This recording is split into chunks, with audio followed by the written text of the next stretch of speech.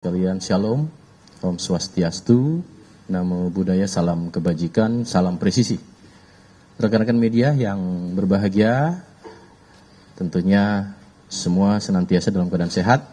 Hari ini tepatnya Sabtu, tanggal 27 Juli 2024, kami akan menyampaikan beberapa terkait banyaknya pertanyaan teman-teman, ya, yaitu adanya pertanyaan teman-teman media, adanya Ketua BP2MI menyampaikan informasi pada suatu forum, ya, maka Polri, dalam hal ini Bareskrim Polri, melalui Dir Tipidum Bareskrim Polri, melakukan inisiasi mendasari hal tersebut untuk mendapatkan informasi yang lebih mendalam, maka dikeluarkan surat perintah penyelidikan dari Bareskrim, dalam hal ini adalah Direktorat Tipidum.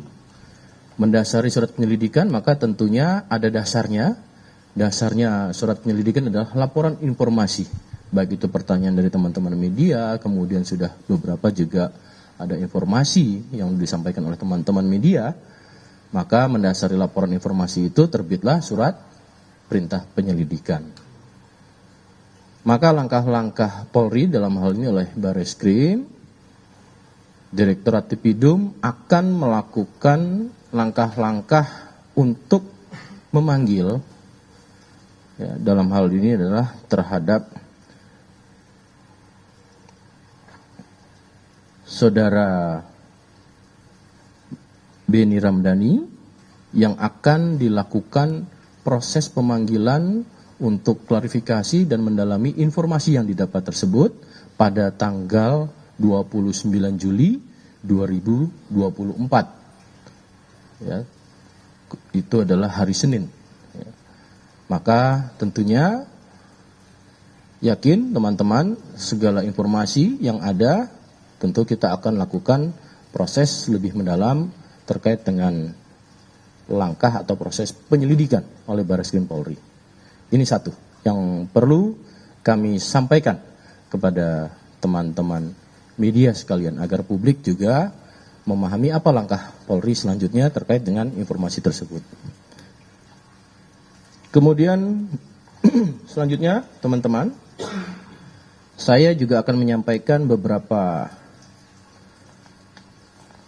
data, ya, tentunya data yang akan sampaikan adalah data per periode sejak tanggal 19 sampai dengan 26 Juli yang kemarin terkait dengan situasi Kamtipmas. Tentunya kita ketahui dalam amanah Undang-Undang Nomor 2 Tahun 2002 tentang Kepolisian Negara Republik Indonesia, dalam Harkamtipmas atau pemeliharaan keamanan dan ketertiban masyarakat, perlindungan, pengayoman dan pelayanan masyarakat, juga dalam proses penegakan hukum, ya. Yang pertama, Polri telah melakukan pengungkapan kasus tindak pidana selama periode 19 sampai dengan 26 Juli kemarin, Jumat, ya.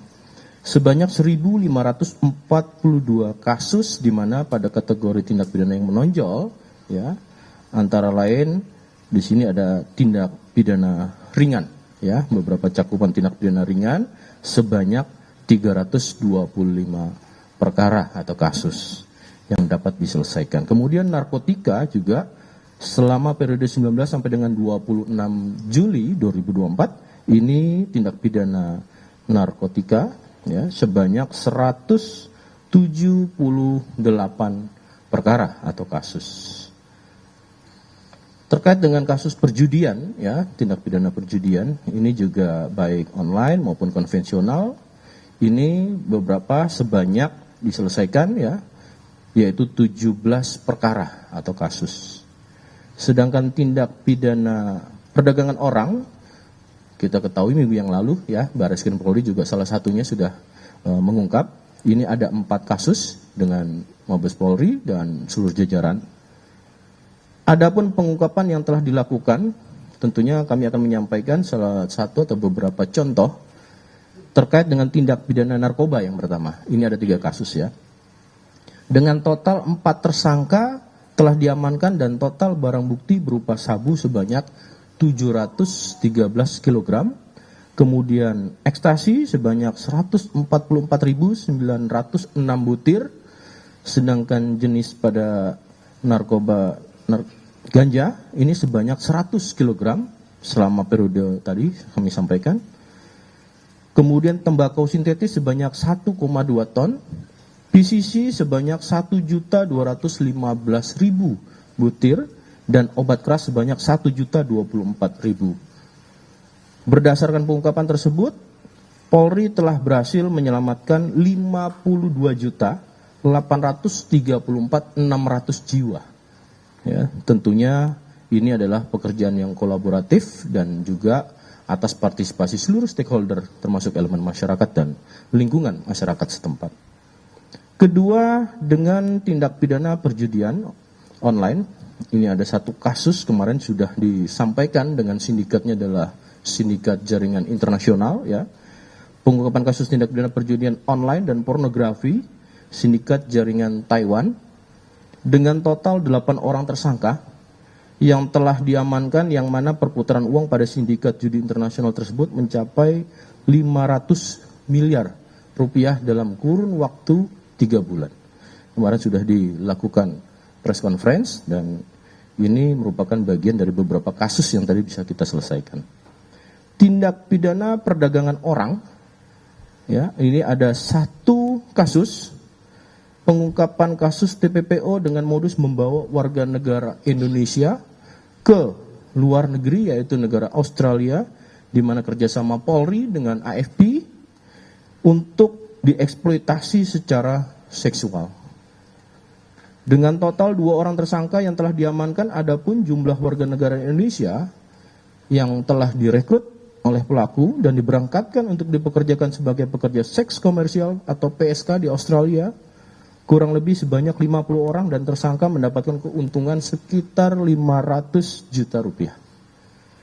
Kemarin juga sudah disampaikan, ini beberapa kasus menonjol yang perlu kami sampaikan.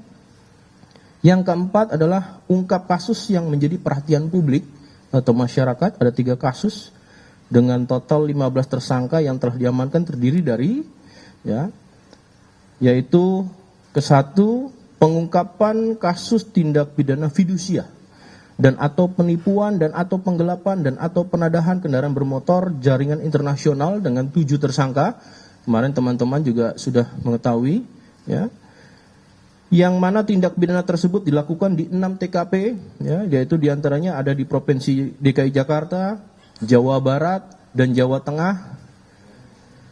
Kemudian juga ada 5 negara, ya, 5 negara yang kemudian kendaraan-kendaraan tersebut ini diekspor ke Vietnam, ke Rusia, ke Hong Kong, ke Taiwan, dan Nigeria. Adapun dampak kerugian ekonomi, ya, ini tentu dalam fidusia dan juga pendapatan negara, ya. Dalam kasus ini berjumlah 876 miliar 238 juta 400 ribu rupiah. Ini kasus yang fidusia.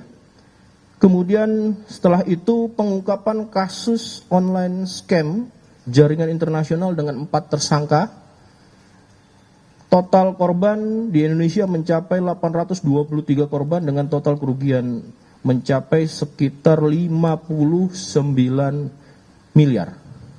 Ya. Juga melakukan online scam di 3 negara lainnya, yaitu seperti Thailand, India, dan China. Adapun terhadap ketiga negara tersebut tentunya juga akan mengalami kerugian, ya, dengan rincian sebagai berikut. Di India sekitar 1.077.204 juta, sedangkan di China 91.207 juta, dan kemudian di Thailand yaitu 288.300 juta. Kemudian juga saat ini, kemarin juga kita telah menyampaikan adanya press conference pengungkapan kasus eksploitasi seksual anak secara online melalui media sosial X dan Telegram, yaitu 4 tersangka yang sudah disampaikan dan ditangani oleh Direktorat Siber Bareskrim Polri. Itu rekan-rekan mungkin hari ini yang bisa kami sampaikan. dan tentunya ini bisa menjadi informasi kepada masyarakat. Polri komitmen dan konsisten menuntaskan segala bentuk apa yang terkait dengan kejahatan-kejahatan maupun pelanggaran yang tentunya menjadi perhatian publik dan meresahkan masyarakat. Kembali komitmen dan konsisten, amanah Undang-Undang Kepolisian Negara Republik Indonesia tentu mengamanahkan untuk memelihara Kamtibmas, melindungi, mengayomi dan melayani masyarakat dan proses pada penegakan hukum. Itu rekan-rekan yang bisa kami sampaikan. Pak, terkait yang sosok T ini Pak, yang dari Billy Ramdhani kan menyebutkan jika sosok T ini merupakan orang yang kebal hukum. Nantinya dalam proses penyelidikan yang dilakukan oleh Polri sendiri, kedepannya akan bisa memastikan nggak si sosok T ini Polri menegakkan hukumnya tanpa pandang bulu? Iya, tentunya semua informasi proses awalnya harus dijalani, ya.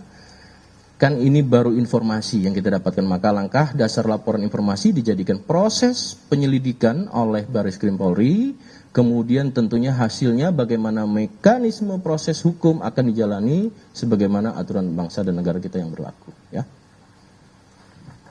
Mbak, itu kan waktu di pidato Denny kan menyebut sebelumnya sudah melaporkan ke Kapolri, Presiden, dan mereka kaget gitu. Kenapa baru dipanggil setelah pidato jadi publik? Kenapa tidak sebelumnya waktu obrolan internal itu? Justru itu mau kita dalami. Ya. Pak, ini kan juga di rapat bersama Presiden itu ada Kapolri juga, dan Kapolri kaget. Sama tadi pertanyaannya. Terus tapi dari Kapolri sendiri ada arahan nggak sih Pak ke Bareskrim gitu? Untuk entah itu Tadi sudah saya sampaikan bahwasan kita sudah mengeluarkan laporan informasi tertanggal 26. Tadi sudah saya sampaikan ya, pemanggilan untuk tanggal 29 pada hari Senin. itu Pak Denny kan? Ya, tadi sudah saya sampaikan. Mungkin ya tentu kan mendasari pada laporan informasi awal ini, kemudian ada mekanisme dalam proses itu kita analisis dan tentunya tunggu hasilnya. Ya. Sosok T ini sebetulnya apakah sudah pernah ada dalam catatan? Karena kan kalau asumsinya sudah disampaikan kepada Kapolri, berarti kan sudah ada informasi awal yang disampaikan dari Pak Benny kepada polisi. Apakah kemudian sosok T ini sudah punya rekam jejak kasus lain selain barang judi online? Proses informasi yang kami dapati kan masih informasi yang belum bisa dijelaskan oleh Pak Benny. Maka tentunya Pak Benny sebagai kapasitas saksi dalam proses penyelidikan ini kita lakukan pemeriksaan untuk kapasitas saksi.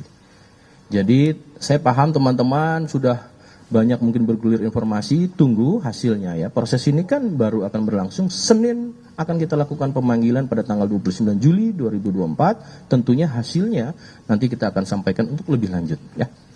Oke. Tapi Pak, kalau memang Kapolri sudah tahu sebelumnya, kenapa baru memerintahkan tadi penyelidikan? Itu kan pertanyaan Mbak atau pernyataan. Yang lain ya? Yang lain ya? Cukup? Enggak, cukup. Yang ini dulu konteksnya. Cukup? Cukup ya rekan-rekan, terima kasih atas perhatiannya pada dua hal ini. Yakin bahwasanya komitmen dan konsisten Polri untuk menuntaskan segala bentuk kejahatan dengan secara tuntas, dengan cermat, dan tentu prosedural. Dan sekali lagi kami juga mohon dukungan kepada seluruh elemen masyarakat, stakeholder, dan seluruh bagian daripada sistem peradilan yang ada menjadi bagian untuk proses penegakan hukum yang sesuai dengan yang diharapkan masyarakat. Terima kasih, saya tutup. Assalamualaikum warahmatullahi wabarakatuh.